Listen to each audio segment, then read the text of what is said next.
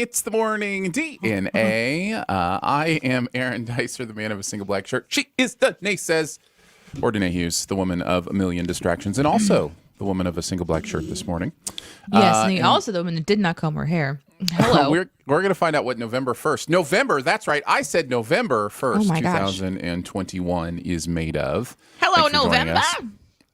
Yeah, hello. welcome to. I love November. It's my favorite. November's your favorite. You were born in November, so you got a birthday coming up. But also the weather. The temperature, the weather, yep, all the fun stuff that kind of goes along with that. So, what's your favorite month? Is it your birthday month? Is that the lame go-to answer? It is maybe the lame go-to answer. It is now probably May. The weather here in May is really nice. When I lived in Michigan, I really loved June. Switch to juice. Coffee's too hot or May is too hot? Yes.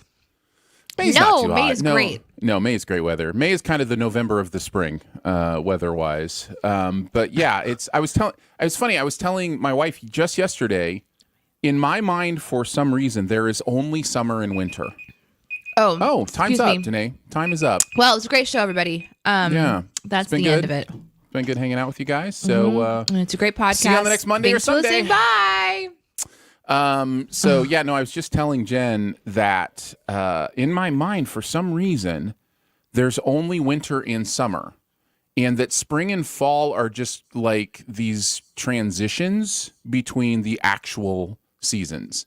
And like, if it's a cold day in the fall, I consider it winter. If it's a warm day in the fall, I consider it summer. Like, it's just this weird thing my brain does.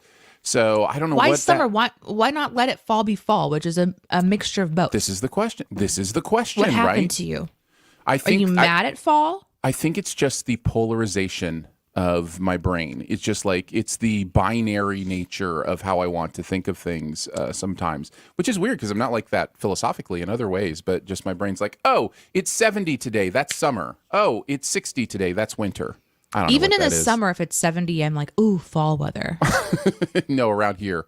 Yeah, no, 70 in the summer around here. But that's what I was getting ready to say. In Michigan, June and July were my favorite months because they were just so beautiful. It was like mid-70s every day, sunshine. So, yeah. I love that the chat is having a conversation about it being November and that it's a no-shave November. Lolly is saying, is Aaron growing a November beard? Mm-hmm. And then are you going to do a no-shave November? I hope not. And Wakata is like, Aaron shaved every time he loses 10 pounds, guys. Like, you guys know there's a freaking plan here. Lolly's like, yeah, I know. It's just great. Well, just to clarify, it's 15. It's 15 pounds. I shave every 15 pounds. But how's it going? How's it going? Man, I feel great. I got to tell you, I wish now maybe and I can change it.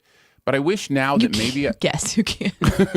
I wish now maybe I had gone with body fat percentage instead of weight, because my weight has plateaued, but my body fat percentage is going down because I'm building some muscle. So, do you have one of those machines that gauges that? So, or do you yes. Oh, interesting. Yeah, our scale does about body fat percentage. So, yeah. So, what are you trying to figure out how? No, but no. Yes, but no. You can look it up. Yes, but I don't want to talk about it. This is what happens when you're friends with me for a while. You have to couch your yeses because you don't want to give me permission to talk for 10 minutes about something. So it's like, okay, Aaron, listen. Yes, I want to know, but I don't want you to tell me right now. Like, we're not doing that. We don't know. Right. It is interesting to me, but you know what made me think about it is that there are certain, like, when you step on them, scales, when you step on them and they weigh you and they're like a scale. Oh, it's called a scale is what my brain just did. Yeah. And they send some sort of electric impulse through your body. And I thought that was bad because of your heart thingy. Good question. My wife and I also had that conversation just recently too, so I'm going to do some research on that. But are you stepping on a scale that scans your body with electronic? Yeah, I think so. Yeah, Aaron Dicer, you've got a freaking thing in your chest that's keeping you alive. I know, but I walk through metal detectors. Like, I don't know. Okay, we need a new little visual. We have the more you know one. We need one that says stand by. where I can push the button, Mm-hmm. send us to a standby screen where I can rail you behind the scenes. Chew me out. God. Okay. I know it's probably nothing. You'll No, take no, care. no, It's no. fine. It's fine. No, I'll It's turn it off. I'll fine. turn it off. I'll turn it off. Because when I was talking to Jen about it too, I had the same thought. I was like, I think you're right. I think I do remember something about that. But so yeah, I'm gonna talk to my cardiologist and see if it's like a no cell phones on planes kind of thing, or if it's like, oh no, you're gonna hurt yourself. Like, I need to kind of know the difference. But yeah. What do you mean about the no cell phones on planes thing? Well, they in just 3 minutes or less. there was never any danger from using your cell phone during takeoff. That Says was who? it says the reason you can now use your cell phones during takeoff. That's true. Like- That's true. like- Thank you for the drink water reminder, gamer, Mm-hmm. and for my sub, Mr. Slab. I don't deserve you. I love you. Thank you. Yeah, water's good. Water's definitely good. No, I'm really digging the chat. GamerMax1977 was once again reminding us that not everybody it's Good Morning. Yes, we know this is a morning Yeah. show for our location and the few time zones around us.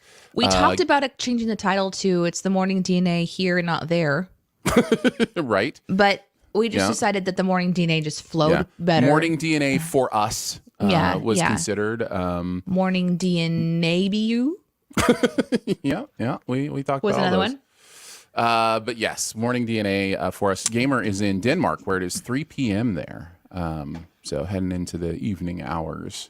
Welcome to Twitch, Jagged, who is joining from YouTube, where there was Where he felt very alone. very long holding down the fort on YouTube, and it's like, you know what? No, we're going to Nick's like- the chat room. Nick's like, I like it over here, YouTube, but nobody's here. Nobody's here. Nobody's here.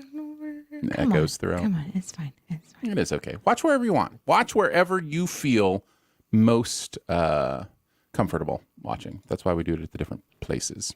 It's the morning 9 a.m. Central Standard Time DNA show. Also an option. Also an option. That is an Absolutely. option. Thank you. Thank you, Wydock, or Wicked, as Danae calls you.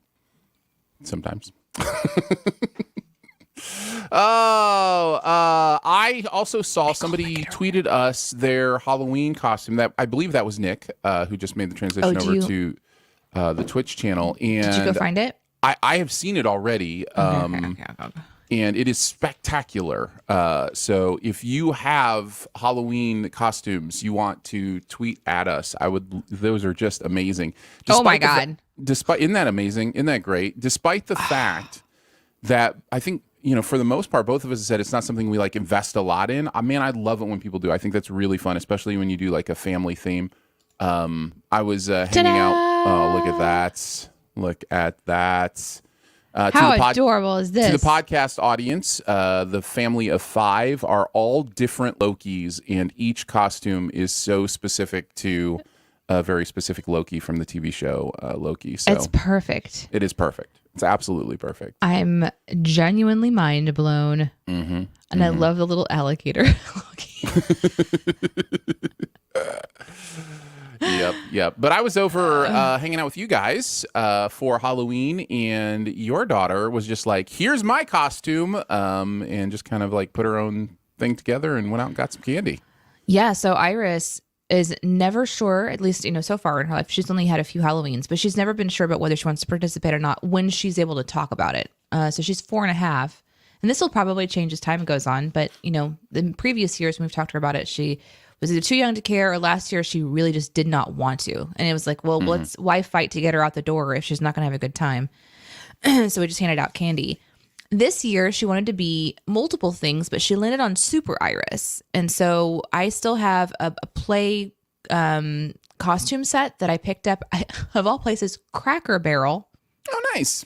Yeah. That's where most and people get their Halloween costume. in their clearance aisle. And it was maybe, I don't know, it was an odd season to be purchasing a costume, but she really was excited about it. And it was too big for her at the time. Like the cape went almost down to the floor. So she's had it for long enough that she's grown into where the cape is high up on her waist, and she puts the little mask on, and that's what she wanted to be.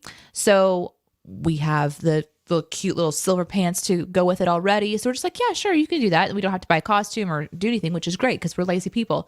And the time comes and she opens up I have a drawer in her closet that just we put like our play stuff that she can dress up in. So she has a doctor's outfit in there, and she has we subscribe to something where every month we get a kid crate, and they send activities. And so it's like these felt pieces where you put on your own like little circles and squares and triangle shapes. And it was a play dinosaur. So it's like a little visor that she made and these little covers for her feet. And when she saw them, she says, I'm going to be a dinosaur. She comes out of her bedroom so excited to be a dinosaur. So we're switching gears. We're going superhero to dinosaur. So I'm in mom brain going, cool. And so I found her like little green like shirt that has little fuzzies on it that I just got her and shoved that on her. And then my mom got her a book a long time ago that's supposed to be like the Tickle Monster. And it came with these gloves that you can put on to become the Tickle Monster. We just shoved those on. So she had these gloves on, and she was really happy about it, which is the funnest part. She was like super into going outside, stomping around, being a dinosaur in her outfit that was just the most simple thing, which I loved, because what she enjoyed about Halloween was the simplicity of it. She went to a few houses. She didn't go everywhere. She didn't eat all the candy. So it was just really cool. It was a fun experience. And I had an interesting day yesterday too, because I cooked a whole bunch. I turned into like Miss, chef? Hospitality? I was a chef. I was Miss Hospitality yesterday. Do you mind if I share a picture of Iris in her costume? Oh yeah, go for it. Yeah. I think this is it. So yeah, there's little Iris. That's my kid. With her saying rawr. Monster dinosaur costume saying rawr. You can kind of barely see the green and the yellow in the bottom. Those are like her little feet coverings. Right. Yes. Yeah. Yeah. She made that herself.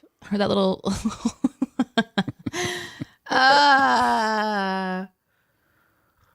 Amazing stuff. Amazing. Yeah.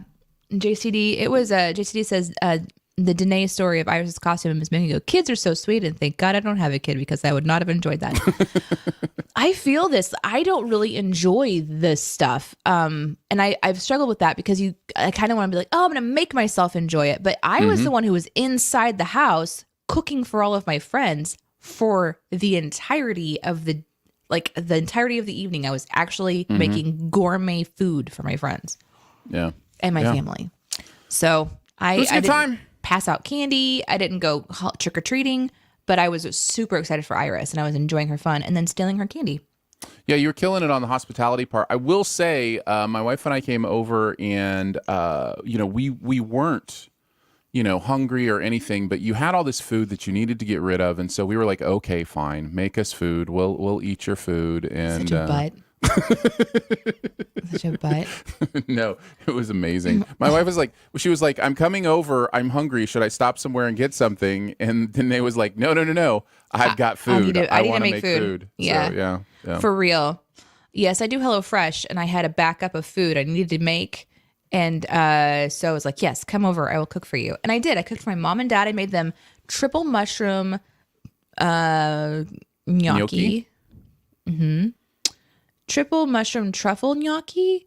And then for the dicers, I made chipotle barbecue pork and hash, something like a potato hash. Mm-hmm. Yeah, it was delicious. I just want to clarify this for why Doc, who says Cracker Barrel clearance aisle? Isn't Cracker Barrel a restaurant? Yes, but they're a cleverly disguised retail store as well. Yeah. When you go into a Cracker Barrel, you walk through their entire store.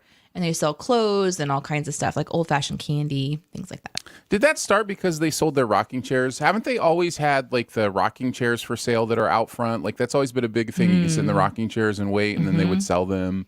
And so Huge I think rocking chairs, too. Yeah. Like, just kind of turned into a general store. There are other places like that. Like, Brahms is like that. Got its start as a, like, grocery store / restaurant. You know what I mean? Like, it's kind of interesting in that way. Question from YDoc, who asks, Aaron, I guess you can handle Chipotle with your super taster thing? Mm-hmm. Yeah. I will also say, I think I've talked about this recently. I think that's dying down as I get older too. Older. I think I'm getting older, and like my taste buds are dying, and so I probably have more of a normal taste now. Although it's not. I mean, it still is when something is bitter. It's still just like super bitter. But things that are like spices or Chipotle or whatever, that kind of stuff. is enough muted for me now that it doesn't dominate the taste, and especially when it's the only taste, like on the meat or whatever, it's a nice seasoning. But if it's got something like vinegar, like a barbecue sauce that's heavily vinegar or something like that, then it's a lot tougher for me. So yeah. Yeah, and also you can control the spice when you make it yourself. So when True. it got time to add the chipotle spice, I did like a tablespoon. I did a teaspoon, like a really tiny amount. So it was just like a little instead of a, which is how you measure ingredients in my house. Yes, it's all sound effects. You just have to do sound effects. Yep. You ready to shoot a dough? Yeah, let's shoot out. All right, Let's do it. we're going to do the morning DNA and U. And that is a D topic and A topic. And as many U topics as we can get to, we will finish with those. So save your questions for the U section of the show, and we will get to any questions you have. We kick it off with Danae's topic, the D topic. What do you got, Danae? I kind of alluded to this a little bit with my Halloween story, but this is, when have you had an, this is the advice they were talking about moment. So I'm experiencing this as a parent right now, the Halloween parent right now, because I did Halloween candy tax this year. Yeah, you did. Parent tax, baby. Which I remember the first time hearing about the quote unquote candy parent tax thing. I was on the kids side of this argument where I was like, get away from my candy. But now that I'm a parent and I have to deal with the, what it takes to make Halloween happen, which I just said I don't actually participate in, or just, like policing how much chocolate and candy she has access to, it makes sense to me now. So I literally have 3 little bins on the counter, and whenever Iris comes home with a bag of candy in this season, we open it up and I put the candy that she wants, and then we put the candy in the middle that mom and dad get to eat. And then on the left, or the far right rather, we have the very important nope category. This is candy that none of us in our family will eat, and it's candy that we give away to anyone else, or just chuck it in the bin if we wanted to do that. The nope bin was full of Tootsie Rolls. Nobody in Tootsie Rolls. Nobody in your house a fan of Tootsie Rolls. I don't like them at all. Why? I no shame for anyone who loves Tootsie Rolls. They're just chocolate, right? Yeah, but it's something about the consistency of this chocolate or the flavor of the chocolate. I don't know. It's just one of those that I can't handle. But anyway, there's all kinds of advice that you're given, throughout your life. Unsolicited advice, asked for advice that's consistent. And when you hear it enough, you're like, oh, I'm expecting this. For example, I was told when you turn 40, your eyes are going to get bad. Or, when you turn 40 is when this is going to happen to your body. Sure. When you hear that over and over and over again, and then you turn 40 and your eyes go bad or whatever, you're going to be like, oh, this is what they're talking about. Yeah. Kind of like that sort of thing. Parents are like, oh, you just wait until, you get to the candy season. Oh, you just wait until, and by the way, candy season is every season in the United States because we just tie candy to everything. Easter, Christmas, everything is candy. So I'll be doing this for the rest of my life. I think I'm okay with that. I think I can issue a restraint. I've never had this much candy in my life around me. Starting last year when we did the massive Halloween surge for this household, because we have a ton of kids that come to this neighborhood. It's insane. It is insane, your neighborhood on Halloween. Like, it is clear that the entire city comes to your subdivision for Halloween. Like, the streets are lined with cars. Children. And then just lines of children at every house waiting their turn. It's you moved into an amusement park. I told you this last night. You may not have realized it, but you moved into a seasonal amusement park. I because did. 4th of July is the same way in your neighborhood. Like, it's wild. Yeah, it's a lot. But it was interesting for me to experience like this is what they meant kind of moments where maybe I just ignored it or was whatever. I'm not going to be that kind of parent or whatever. That's not going to happen to me. And then it hits you right in the teeth. So that was kind of the idea that I'm bringing to you guys today. If there's a piece of advice that you were given, and when it finally happened, you're like, oh, this is what they were talking about. And that's sort of that's what's on my brain this morning, because I've actually been thinking about this quite a bit. No, aging is obviously going to be a big part of the answer to this question. And there's certainly moments of getting older that have been that for me. I think most recently, the number of times where there is something I obviously know. It's a fact I've known for my whole life. Could be a name, a city, just whatever. And it is not in my brain. And it will not, like, the increase of those moments of like, Oh, this is what they meant? come on, brain, you know this thing, and my brain's just like, no, I don't really think I do, dude. Like, it's not there, and yeah, that's increasing, and that I do have that feeling of oh yeah, that's kind of what people talk about as you get older. There's a bit of that that's kind of scary when you think about it, when your brain is just like getting rid of information that you know has been in your brain for your entire life, and you're just like, oh no, you're not allowed to do that. Like that can go way too far, and I'd rather you not. So, but I think aging is probably a big one for a lot of people as you get older and kind of go through a lot of that stuff. But yeah, that's the first thing that came to Or parenting. There's to, so to many. my mind. There's just so many. Parenting. Yeah, But sure. the parent tax thing surprised me because I really didn't think I was going to be that one. I just remember we're having a morning show and so many people calling in to talk about the parent tax and the candy because the listeners couldn't believe that I didn't know about it. And then do you remember my mom called in that day and she says, I have a confession. I also stole your candy. And you're like, no, it's not stealing. It's parent tax. Correct. So now here I am, literally have a Post-it note in front of a bin that says parent tax on it. I've come full circle. The advice that I was once given is now here. It's here for me now. Yeah. So let me and by the way, if you have anything in this category you want to talk about, please put it in the chat. But I do have a question about your parent tax this year. Is it something where it's like 2 for you, 1 for us? Like there's an actual number, or is it like these are the candies we love, so we're putting them in parent tax, and you can have the leftovers? I'm unabashedly going to be doing this, and I'm not gonna. I really don't think I'm gonna fake it with her. Mostly, it's what things do I feel like she can consume. So like suckers, she really likes suckers. That's something that she can just have that's got a nice sweet flavor that'll last for a long time. Those are like a really easy win for her. A little container of Nerds was kind of like a fun flavor burst. A few chocolates, but yeah, just like the little miniature ones. Mostly because we're trying to keep her aware of portions and things like that right now, so she doesn't see a big chocolate bar and then just think that she's going to be able to eat the entire thing. Right. And she's really not a sweets loving child right now. Thank you, God. So she doesn't seem to care. When she's looking at us putting in the middle bin, she's not thinking you're taking that away from me yet. Yeah. That'll probably come in the next few years, though. I'm guessing this is the easy this is the easy year, right? Because she's only 4.5. So what we're really going to have trouble is as the time goes on.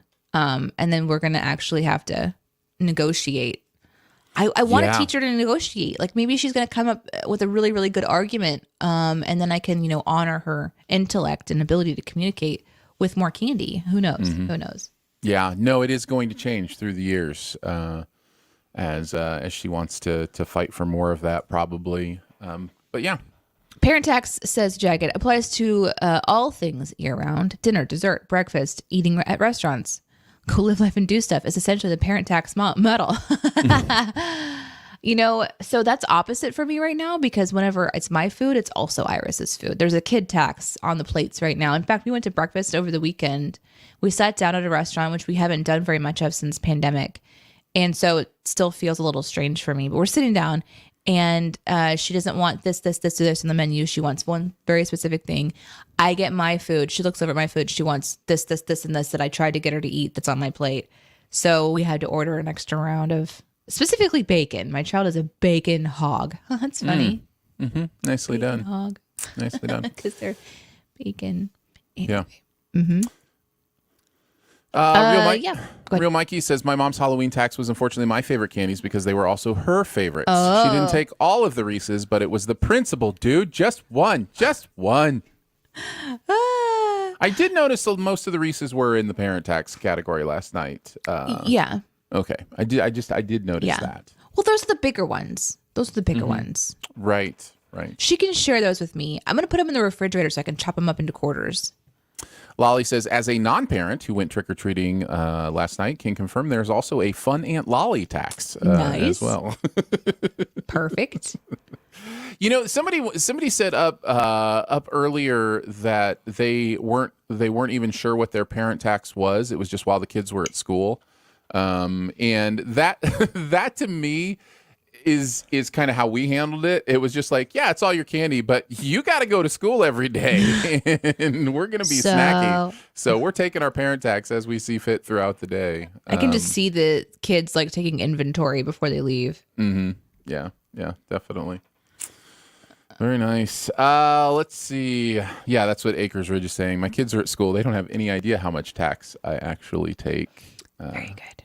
Yeah. I think really, at the end of the day, it's more of a gift from the parents to the children that we give them any of it, right? No, you're not wrong. We're the ones that are taking them around. They can't do that on their own. So any candy is ours, and honestly, it's it's just it's nice that we allow them. I think that's a lesson in stewardship, right? Yeah, that's good. That's good. None of it's really yours. Everything is a blessing. Down. Every piece of candy you get is a bonus. I think is probably the best way to handle it. Yeah, because we go out with them. So here's my concern. In my situation, the 2 bags of candy that my child got were actually brought to the house. In fact, when the night started, she thought that Halloween was when the children showed up at the door to give her candy. Because there was a few people in the neighborhood who weren't going to be there that evening, and they just wanted to give candy to the children in the neighborhood. So they actually went door to door before the trick-or-treating started with little treat bags for the kids, which is so sweet. We had 2 people do that. So it's like, Iris, come to the door. It's time to trick or treat. So when the first kid, she sees the kids in the street, she's like, oh, the kids are coming to give me candy. And they're like, uh-oh. But then, we had to go. We had to go out. JCD, Aaron trying to justify an excessive candy tax, and I have a sudden urge to throw a crate of Milk Duds into the harbor. Yeah. No taxation without representation. Totally get it. Jagged says, Nick says, we paid for their costumes. They are renting the costume for the night, and candy is their payment. I like it. Very nice. Perfect. Well, that was fun. Love it. What about you, Aaron? What's your topic today? My topic for the day: what's the smallest injustice you've ever fought for? This is typically, I'm going to be a more of a selfish thing, like something like an injustice that you've experienced. But you just felt like, no, I need to take a stand here. There is definitely a certain amount of privilege that's going to come with any answer to a question like this. But I had an experience like this morning, and so I just wondered if anybody could identify or could share their own to make me feel a little better about myself. But as I've mentioned before on this show, I've been getting a protein shake every morning. The place that I get it from, Danae, why are you already hanging your head? The place that I get it from, they have yogurt and honey that they add into the protein shake. The protein shakes are $5.99. If you get it without yogurt and honey, the shakes are $5.79. It says right there on the sign, $5.79 if you get it without yogurt and honey. Saves them a little bit of money. They pass that on. It's only $5.79. If you add oatmeal, which I do, it is 50 cents, right? So I noticed last week that they were charging me the full price for the protein shake, even though I got it without yogurt, without honey, but added oatmeal. And so I got to the window this morning. They quoted me the full price, and I said, hey, this happened last week too, but I just want to clarify. It says on the sign that without yogurt and honey is 20 cents less. And the person at the window just looked at me for like 5 seconds before saying anything. Like I had the audacity to be like, where's my 20 cents? Like it was like I was the one in the wrong. And it's something just like clicked in me. I'm like, no, this is your actual menu. Like, I'm not trying to be a jerk here. Like, you're making a mistake. I know it's just 20 cents, but you're the one making this mistake. And I was mid-handing them my card, and they were like, I'll have to check on that. I was like, okay. And then they just stood there, like they still wanted me to pay for it. And I was like, well, don't you have to check on it before I pay for it so you know what to charge me? And they were just kind of like, fine. And then like went off to check on it. And I'm like, why do I feel like the bad guy here? It's literally on your sign. So I felt like I was having to take a stand for 20 cents. And here's the thing. I think I'm going to have to do it over and over again if I want it to stick, because I just don't think the person putting it in thinks about the fact that it's without yogurt and honey. So therefore it's because then I add oatmeal. So I don't know. I crave feedback on this, and also just wondered, have you ever felt that way where it's just like, yeah, I know it's super privileged. I know it's just 20 cents, but I'm in the right here. I am in the right here. Like, have you ever had that experience? Danae, Oof. your look says a million things. Say some of them. Nope, I'm not going to say any of them. No, say it. Say it. Okay.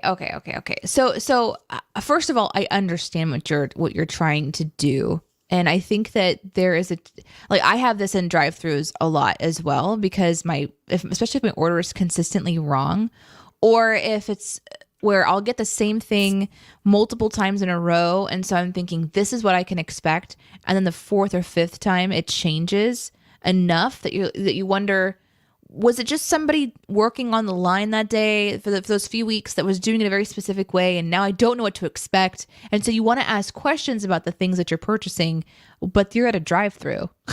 Mm-hmm. And this is not a restaurant, and you're paying $6 for it, and you're not paying $60 for it. So yeah, I don't know. I think we look for consistency, and that's an important thing for us. And when you don't have it, you're going to ask clarifying questions. It didn't help that once I was on the road, I realized they didn't even put the oatmeal in that they charged me for. So that was like another thing where I was just like, okay, if they're trying to get through stuff so fast, they're just not thinking about because they're trying to serve so many people. See, in a case like that, when there's discrepancies and stuff, I would call back and talk to the manager. Just be like, hey, no big deal. Here's my experience. I'm getting confused because I'm a new customer. And I'm ordering this consistently. It's not being consistently given to me, but I really love the product and I want to come back for it. My question is, if I come back for the product, am I going to feel strange about asking for the correct price? And am I going to get the right thing? And sometimes it comes down to there's new people on the line. They don't know what they're doing. They're not used to ringing things up. They're not used to the menu, but you're the educator. And unless you say something, they're not going to know about it. And that's the other part that I like about what you're talking about. It's not that you're being a jerk about 20 cents. It's you're just like, where's the consistency here? And I promise you, like, this was not the Chick-fil-A experience I talked about a while back where I was like angry or mean to the person. Like, I was really nice to this person. And I think the part of it that was just like a little off to me was that they looked at me like I was the bad guy. Like, I was, wrong for telling them what their sign said. And I was like, I don't know. I mean, we both said have a nice day to each other at the end. Everything seemed okay, but I could tell like they were a little annoyed. So yeah, I would say something about the consistent. And I've done this before where I've just genuinely called and say, I just have a question. I'm not looking for money. I just have a question. This is my experience. What is actually happening here? I remember there was a breakfast burrito at Sonic, and the first few times I got it, it was just like this little tiny burrito, and then one day it started to get bigger and bigger. And I was like, this is amazing. I'm only spending X amount of money for this small little breakfast burrito, but this thing is huge. Well, come to find out, for maybe 2 weeks, there was a new person that was cooking. They didn't know what they were doing. And it was just like, you're getting the biggest burrito ever for the smallest price. And I thought, this is amazing. Where did my burrito go? Oh, sorry, we were making a mistake, was kind of the answer there. And I just, you got to ask questions. As long as you're not being a jerk about it, is my And I don't think I was. Thing. And I don't think I was. And I think you're right. I may call them. At some point today and just say, hey, here's my experience. I just, and because it's happened multiple times. That's the other thing. This, all last week I got charged the wrong price. So it was one of those things where I knew if I didn't say something, they may have an internal thing that they're, trying to figure out. I did actually say this today. What my dad has just put in the chat, 20 cents a day for the year is $73 annually. I literally said to the person at the window, I know it seems like just 20 cents, but when I'm buying this every day, it does add up over time. That didn't help. The look I got back from that was like, that's not helpful. the other thing that you're reading in my expression is that I go to the same place all the time. Yeah. And I'm like, come on, guys, please don't make me not like, I want this. You're my favorite coffee place. I need you to be at a certain standard.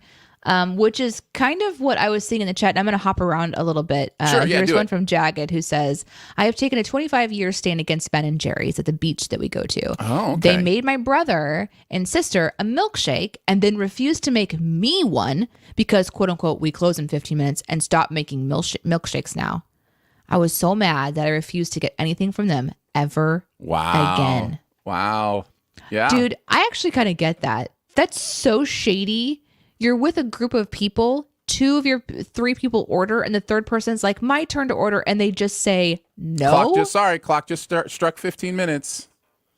Yeah, that is that mindset of that is not that customer first mentality, right? Which, you know, it's just very much in your own mind. And I get it. I get what it must be like to be a worker at one of those places and be like, look, we got to shut things down because I got to get home. Like, I totally get all that stuff. But, you know, you kind of have to shift into the mentality of, so what if it's 13 minutes? You know, this group came in together. Let's make this person a milkshake. Yeah, totally. Aker says, it's not me, but this is my friend. Paid $1 for a gluten-free bun from a restaurant and then got the regular bun instead. So she called them to get a refund. She drove back to the drive-thru, which was 15 minutes away, to get $1 back. There you go. I mean, sometimes it's the principle of the it's thing, the right? It's the principle principle of the thing. It's the principle of the thing. Yeah. Joseph says, the first thing that comes to mind for me involved getting my job at a university to pay for a semester of grad school earlier this year, and where I took a phone call to learn that I needed to send it to a new person. But that's $2,000, not 20 cents. Yeah. No, I don't think anybody's going to begrudge you trying to make a $2,000 fix for sure. I love this one from YDoc, who says, I emailed Jelly Belly several times about bringing back iced tea flavored jelly beans. I've also tweeted Skittles about bringing back the lime Skittles. I love that one. Sure. Yeah, take your stand. Take your stand in that way. Oh man, I hate it when they cancel flavors that I love. Lolly making me feel real great says, Aaron's protein shake going to have added spit for free tomorrow. Did I ever tell you about the one time that I made someone think I was going to mess with their food? And I didn't actually do it. I think you've told me this. This is the pizza place, right? I think you've told this story. Yeah, tell it again.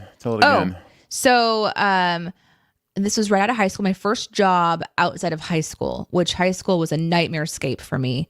I hated it so much. I had a lot of the things that you experience in movies and you wonder, oh, this doesn't really happen in high school, where like the girls are complete jerks to you. That actually is real for me.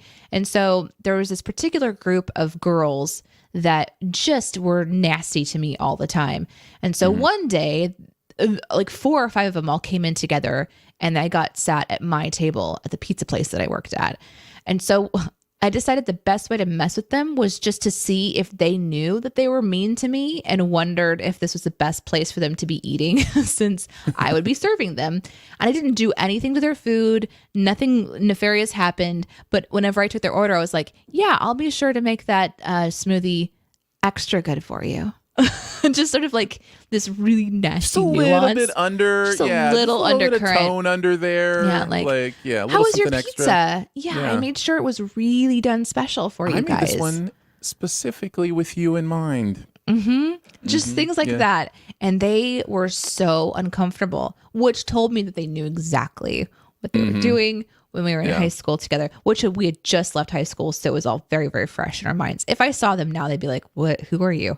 Yeah, exactly. Anyway, Whiteox says, I was fired for, quote unquote, kissing my fiance in the bushes during work hours. What? And it 100% never happened. I argued with the manager several times, but I also hated that job, so it was for the best. Those jobs with their don't kiss your fiance in the bushes rule. I'd like this amazing extra feature of it was at a daycare, which that does change things a little bit. That's the idea. It's like, it's a little bit of missing information that helps fulfill the context of the story. I just imagine, like you leave the daycare, you go running out, you find the nearest massive bush, you dive into the bush. All the children are at play. What are you doing in there? And then snogging in the bushes. Oh my gosh. Acres Ridge says, we sent messages to Netflix several times to bring back the Backyardigans, and it wound up working. Very nice. You're the reason that everything is working out. Wonderful. Good. That's really great. Love the Backyardigans. I got injured in the job a long time ago. So I was, this is from Real Mikey. Injured in the job a long time ago. So I was constantly fighting my supervisors about my health needs. And when asked why I cared so much about even the small things, I told them that if the accident didn't kill me, it did. I was revived in the ambulance. Why would I not fight for every little thing? That's true. Yeah.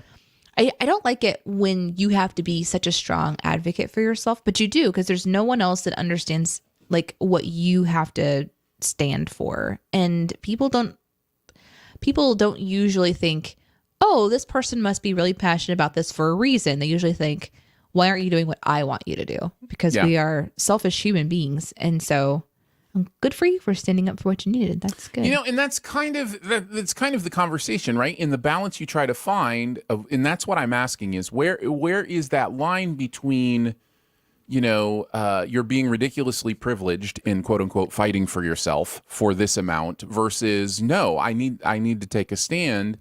I didn't feel like I was going to have to fight for anything when I was talking about my protein shake being 20 cents more. I just was telling them, hey, on your sign, it says it's this. And on my receipt, you're, saying it's this.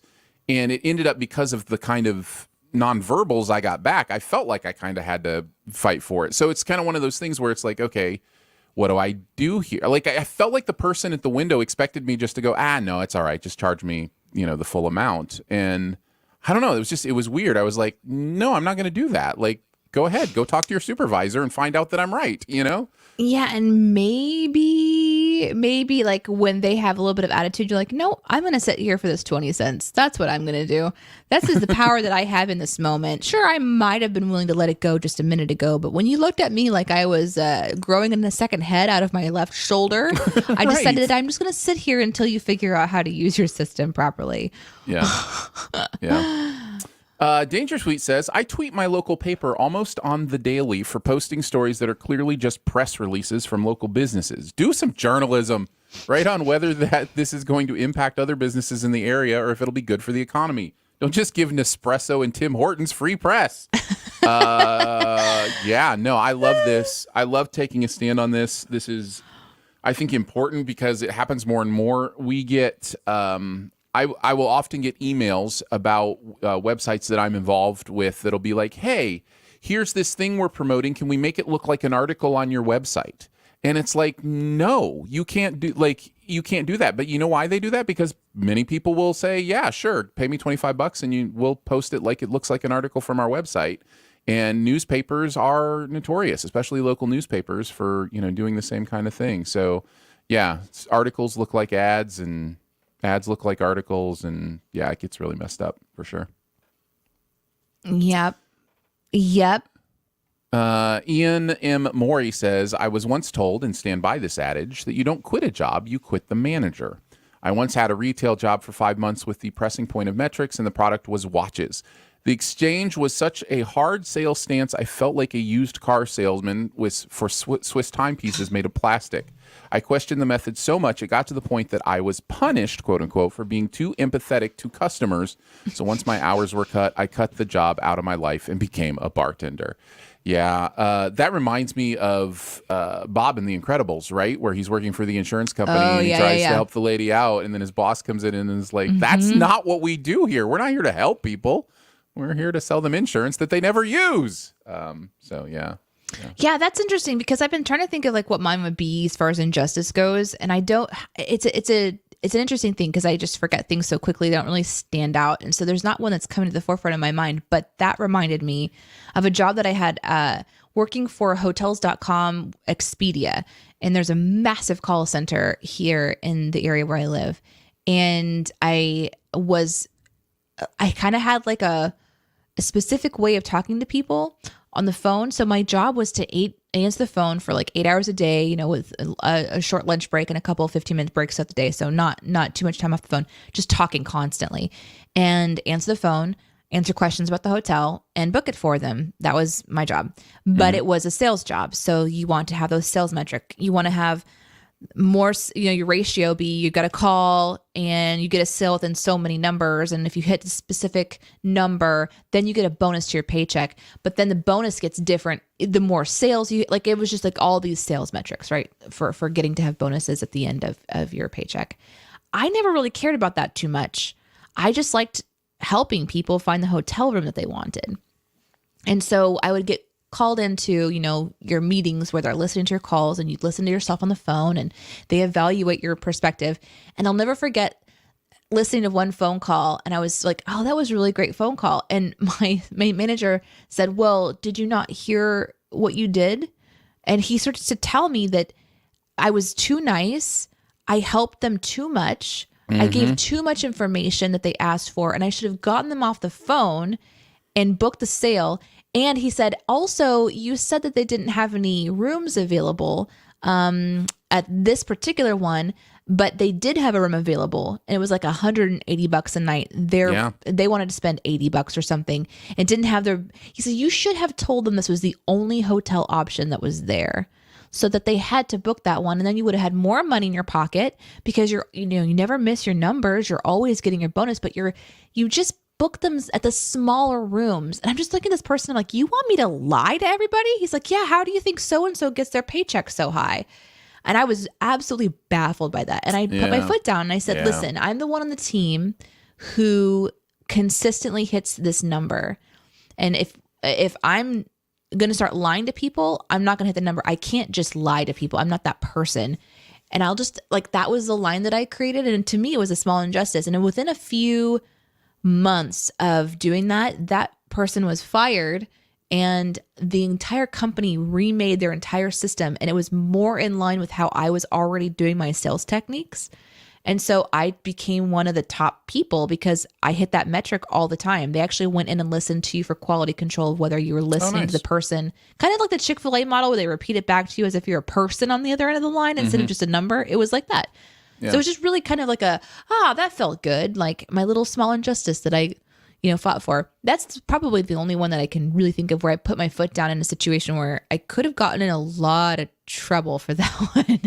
And I didn't really care because I just can't imagine going to work every day and just lying to people. It makes my soul cringe. Yeah. Lolly says, I fought and failed to have the women's toilets reinstated at my old job. There were only 2 women in an office of 20. So before I started, they converted the women's toilets into a second men's and told women to use the single disabled loo. It was wrong on so many levels, but I never managed to get it changed. Yeah. There's this interesting thing that when I think of this, I almost think of like the show Curb Your Enthusiasm, which I don't know how much you know about this show, but basically this show is every episode Larry David standing up for some stupid petty thing and then it backfiring on him.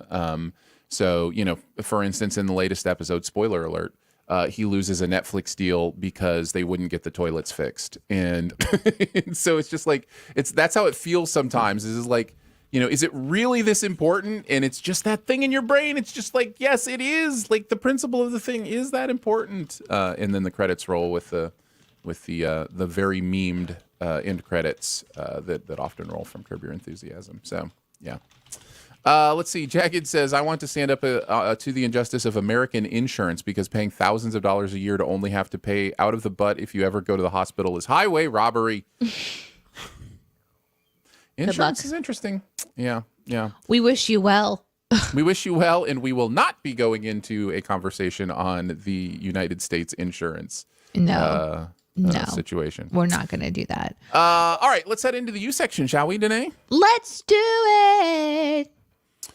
We're going to come to you now for your questions, answer as many as we can. Anything that you want to know, if you could put the letter U at the beginning, just so we can zone in on those questions a little bit quicker. Yeah, you guys can chat amongst each other while also asking questions. I did have somebody notice while you're putting those questions in for the U section. I did have somebody, again, this happens every once in a while, notice my giant water jug. I saw that. And this one was from Acres, who says, JC, this is a comically large water jug that Aaron just drank from. I get drinking the water thing, but I was not expecting that. No, Aaron he is very, very passionate about his water drinking. And that thing is huge. It's a gallon. So big. No. It's not just a gallon. It's a gallon. No. It's like the size of a small creature. It's so big that when we take road trips and it's full at the beginning of the road trip and he reaches 1 US gallon. reaches back for it in the back seat to grab it, he has to dislocate his arm. And if he asks me to get it, I have to crawl across things into the back seat, lug it over my shoulder, crawl back into the front seat, sit down, reassemble it's a very dangerous situation. All for water. All for water. Yeah. I don't know that I agree with all of that, but it is one of the best Question things. from Sonic. What's the dumbest thing you've ever done? Wait, hold on. Hold on. What's the dumbest thing you've ever done while driving? Get his water. Sorry. Go ahead. Totally disagree. But it is one of the best decisions I've ever made to put all my water in one container and for the day, and then just that way I just kind of keep a gander, making sure I'm drinking enough water. I think it is one of the main health risks that people unnecessarily take is not drinking enough water. It helps so much. Just keeps the body in good running condition. Question from Lolly: Is your water arm noticeably stronger than your non-drinking arm? Sure. Noticeably. Well, I mean, only because isn't everybody's dominant hand noticeably stronger than their non-dominant arm? This is the arm. No, I don't think so. No. Okay. Well. Maybe. So I guess with Iris, I carry her on my left, but my dominant arm is my right. So okay. I'm much like my left arm is just like this beefcakey arm. It's not noticeable. I will say I started, working out, lifting weights again. And I will say that when I am lifting weights, I do notice that my left arm tires first. But in my day-to-day life, it is not as noticeable. Yeah. Aaron looking like that guy from Lady in Water. Oh my goodness. Slab. It's amazing. Here's one from JCD who asks, is there something that you've ever been so excited about that you have to fight off spoiling it? And this is inspired by something I want to talk about, but my D&D DM is in the chat. Yeah, as soon as you said D&D, there were so many really fun things I had developed for my players that I was so excited for, which is why I loved being able to talk about it with my DM friends on like the D&D therapy thing that I was doing, where I was able to just like talk about massive spoilers along storylines and things, especially for those that were really excited to follow the story. Like if you were to say something in the chat right now, you're like, John is really Marla. Like we wouldn't know what that means, but the people who are playing would be like, oh my God, that's mind blowing. And like that sort of stuff is exciting. But probably the most consistent one is when it comes to toys or something like that we're doing for Iris or something that I've bought for someone. I have the hardest time holding that secret and not immediately giving it to somebody. The weight on that is so hard. I'm not the best when it comes to that stuff. I have a reverse reaction. I mean, obviously, my comments are going to be more in the pop culture side of things. I remember when I watched the movie Split, I believe was the one that has an ending that it blew my mind and is one of the only times in a movie theater where I was like actually verbally yelling at the screen. So it was exciting. But in those moments, my thing is I contact people I know who would love that moment and say, you need to experience this as soon as possible so you don't get spoiled. Like my instinct isn't to spoil it. My instinct is to protect them from being spoiled because of how much fun that experience is for me. So I guess the answer is no. When I get excited about things, it makes me less likely to spoil it rather than more likely. Boring. Sorry. Sure. I am super enjoying all of these. Like the DM that's in the chat and the player. Mm-hmm. Yeah, they're chatting back and forth. Hey, podcast listeners, listen, I know that you guys might not be able to join us on Mondays and some days on Twitch or any of the places that we stream our show. But or those who are watching this video later too. Yeah, the VODs. If you have a chance to join live, I love our chats. They're so fun. It is fun. Okay. I don't feel like we ever really talked about the dumbest thing you've done while driving question, though. You connected it to the water thing, but is there some other driving or passenger? I mean, you could go with either. Today I know the answer for you, but it doesn't involve cars. It involves motorcycles. No, when I did my stunt tricks on motorcycle riding, that's probably the dumbest thing I ever did. So let's see. The dumbest trick that I ever did was as the passenger on a motorcycle. This would be what did he have? was kind of like more of a street motorcycle. It wasn't like, well, don't think Harley. Think more like one of the little fast ones with a tiny little seat on the back. Motorcycle people put this in the chat and help me.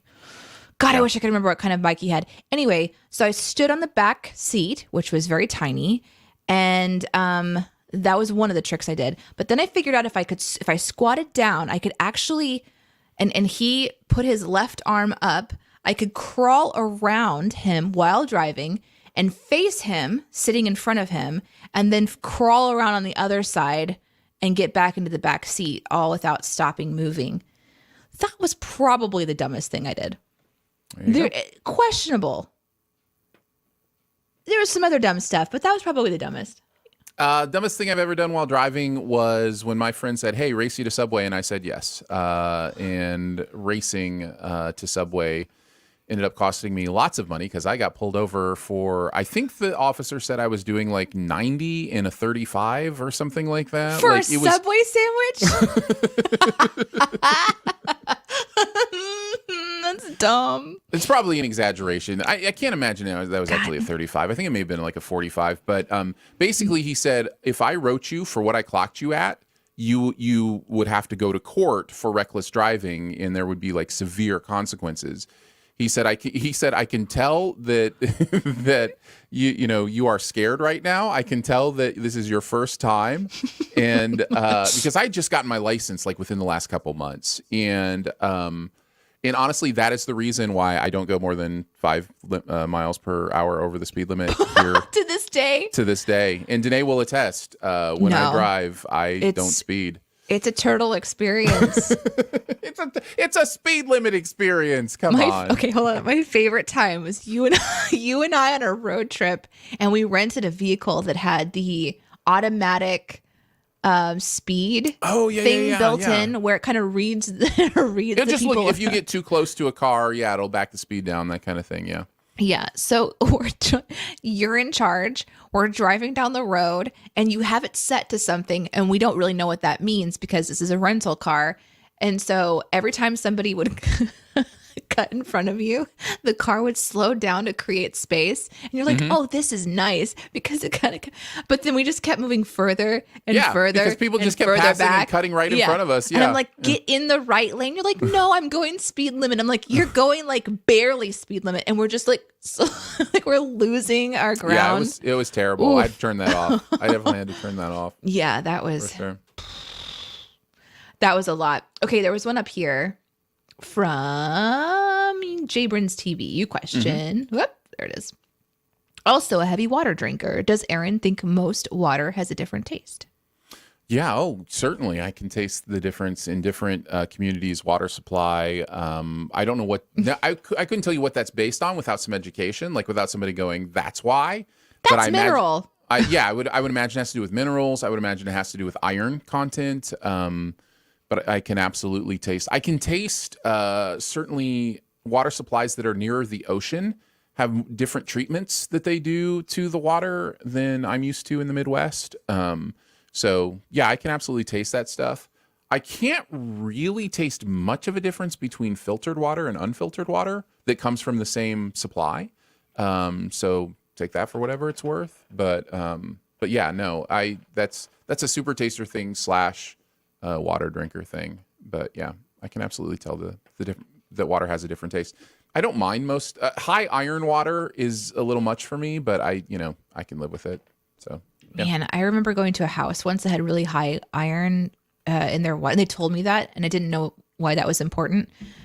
And then I went and took a shower, and it was just like blood. It was like blood on the walls. It had just begun to just corrode everything. Yeah, and I opened up the shower. I was like, wee, wee, wee. It was so scary. And that water tasted funny.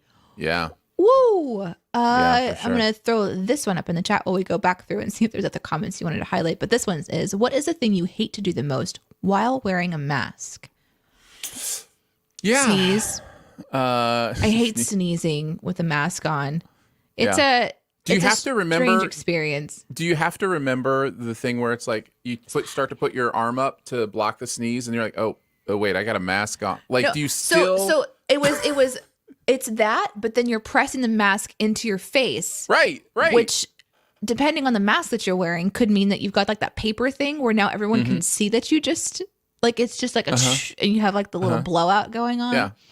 But I hate that. Yeah, I quickly take off my mask, put my arm up and sneeze. No, I don't do that. Yeah, mine for sure is Working sneeze. out is terrible with a mask on. So I did that once, and then I was like, nope, I'm waiting until I can work out without a mask on before I start working out again.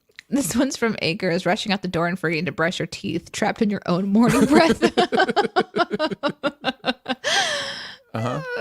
Yeah. Wearing glasses, yeah, that definitely is not. Yes, that's the my fog, least the favorite. fog Yes, that's you're a right. tough one. No, because I don't sneeze all the time, but I wear glasses all the time, and so that is the absolute worst. And trying to figure out how to find the ones that have like the nose press, so that maybe you can tuck it, and maybe you don't have to do that. That's you're definitely right. Yeah, You definitely. win. Elise wins. Congratulations. FTW. Thank you guys. Appreciate you hanging out with us on this Monday morning, and it's always fun. And I really enjoy kind of seeing everybody, seeing new people that pop in is so much fun, and then seeing all our old friends from every Monday and someday. So thank you. We guys. do have one more question that we could do super fast before we go. Sure, absolutely. Okay, read this one then. Let's see. You question. Well, not really. Aaron, the joy I experienced watching the new Lightyear trailer was so great that I wish you would break your 0 frames pledge. I would love to hear you freak out about how cool this movie looks. I don't know that I have to see the trailer to freak out about being excited about the Lightyear thing. My understanding, and I love this, my understanding is that this movie is like the movie that Andy would have seen to get excited about the Buzz Lightyear toys. So it like that's exists, interesting. right? Like it exists in universe as a movie. So it's like not that there was an actual Buzz Lightyear that the toys were based on, but that it was this sci-fi, movie series or movie in this case, and that's why these toys were popular in the first place. I love that. I think that's a really creative way to do a fun Buzz Lightyear thing. In fact, I think Sorry. No, you're fine. I think that they initially in Toy Story 2, was it, where they're playing the Buzz Lightyear video game, going to be a Buzz Lightyear movie kind of thing, that opening scene. And they were like, no, let's do a video game. And so this is kind of the idea of what that movie would have been. And I'm pumped. I'm super pumped. And I don't need to see a trailer to be super pumped. And it'll help me experience all the visuals in context. So that's what I love. Wow. What a great response. Thanks. A response you didn't listen to at all because you were laughing about something I was else? so distracted. No, my Yeah. Twitch channel's popping off right now. I have this super awesome person called Jay Canal, and he just gave 10 people subscriptions to my Twitch channel. Oh, that's very cool. I know. Appreciate that. Ugh. That's awesome. You make my heart hurt in the good way. Thank you. There's lots of good stuff here still. I mean, we can keep going. Let's see. Slab says, I forgot to ask about Aaron's opinion on Only Murders in the Building ending. Loved it. Watch Only Murders in the Building. It's awesome. It's so much fun. Is that a movie? It's a TV show on Hulu, and it's Steve Martin and Martin Short and Selena Gomez, and it's basically about a podcast, true crime podcast, and Only Murders in the Building is the name of the podcast that they're doing as well. And it's basically, they were like, oh, we should do a true crime podcast and keep doing, true crime. And they were like, no, let's only do murders that happen in our building. And so, so Only Murders in the Building is the name of the show. It's hilarious. It's great. It's really fun stuff. So I enjoyed it all the way through. That's awesome. Yeah.